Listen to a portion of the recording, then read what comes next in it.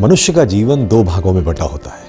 एक भाग है उसका निजी जीवन यानी पर्सनल लाइफ, और दूसरा भाग है उसका व्यवसायिक जीवन यानी कि प्रोफेशनल लाइफ। दोनों में से अगर एक भी भाग में कभी खलबली मचती है तो वो स्थिर नहीं होता, और इसका सीधा खामियाजा मनुष्य के संपूर्ण व्यक्तित्व या ओवरऑल पर्सनालिटी पे पड़ता है।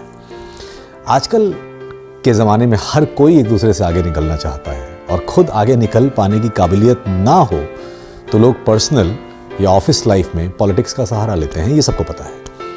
ये पॉलिटिक्स किसी अच्छे के लिए नहीं बल्कि अपने प्रतिद्वंदी को या उसकी जड़ें काटने के लिए होती हैं, उसको नीचा दिखाने के लिए होती हैं और अपने फ़ायदे के लिए होती हैं। अगर आप किसी बुद्धिमान या श्रेष्ठ व्यक्ति को अपने साथ जोड़ना चाहते हैं, उसकी नज़रों में अच्छे बनना चाहते हैं, तो उससे कभी झूठ मत बोलिए। अपने बॉस की हाँ में हाँ मिलाना हर बार ज़रूरी नहीं है, बिल्कुल नहीं है। यकीन मानिए आपके बॉस को भी ये कभी पसंद नहीं आएगा। उनके सामने अपने लेकिन पॉइंट ज़रूर रखें। ये बताएं कि आपका नज़रिया क्या है, आप कैसा चाहते हैं, क्या सही होगा, गलत कहाँ हो रहा है। आज आपको एक ऐसी कहानी सुनाता हूँ जो इस विषय पर हमें थोड़ी क्लैरिटी देगी। एक दिन की बात है जब सभी कर्मचारी कार्यालय यानी ऑफिस पहुंचे तो उन्होंने देखा कि एक बड़ी सी सलाह दरवाजे पर लिखी हुई थी। लिखा था कि वो व्यक्ति जो आपकी तरक्की में बाधा पहुंचा रहा था, कल ऑफिस में ही उसकी मृत्यु हो गई। हम आपको उनके अंतिम संस्कार के लिए आमंत्रित करते हैं। शुरुआत में सभी कर्मचारी ये बात सुनकर काफ़ी उदास हो गए। उनका कोई एक साथी अब उनके साथ नहीं रहा, लेकिन कुछ समय बाद वो सभी ये जानने को काफ़ी उत्सुक हो गए कि आखिर ये हमारे बीच था कौन, जो भला अपने साथियों, खासतौर से वो जो अपने साथियों और अपनी कंपनी की तरक्की को रोकना चाहता था। साथ ही सभी किसी न किसी के बारे में भी सोच रहे थे, खासतौर से वो लोग जिनके संबंध उनसे खराब थे। कहीं वो तो नहीं थी, या उनके मन में उनके प्रति ईर्ष्या थी, या उनको पसंद नहीं आते थे। खैर, बहुत से लोग अंतिम संस्कार के लिए उस जगह पे एकत्रित हुए। कर्मचारियों में उसको देखने की बहुत इच्छा थी। सभी थोड़ा बुझे मन से और कौतूहल के साथ वो जो अब मर चुका था उसे एक एक करके ताबूत के निकट उसको देखने गए।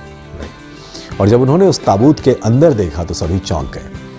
वो सब ताबूत के पास खड़े थे और शांत पर बेहद हैरान थे, जैसे कि किसी ने उनकी आत्मा को छू लिया हो।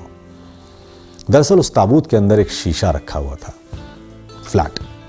जिसने भी ताबूत के अंदर देखा उसने अपने आप को, खुद को उस ताबूत के अंदर पाया। उसका अक्स उसको दिखा, उसकी तस्वीर उसको दिखी। शीशे के पास ही कुछ लिखा भी हुआ था कि केवल एक व्यक्ति ही आपकी प्रगति को सीमित कर सकता है, उसको रोक सकता है, और वो केवल आप स्वयं हैं। आप ही वो व्यक्ति हैं जो अपने जीवन में क्रांति ला सकते हैं। पूरी दुनिया में आप ही केवल ऐसे व्यक्ति हैं जो अपनी खुशियों को, अपने बेहतर भविष्य, अपनी कामयाबियों को प्रभावित कर सकते हैं। केवल आप ही ऐसे व्यक्ति हैं जो अपनी स्वयं मदद कर सकता है।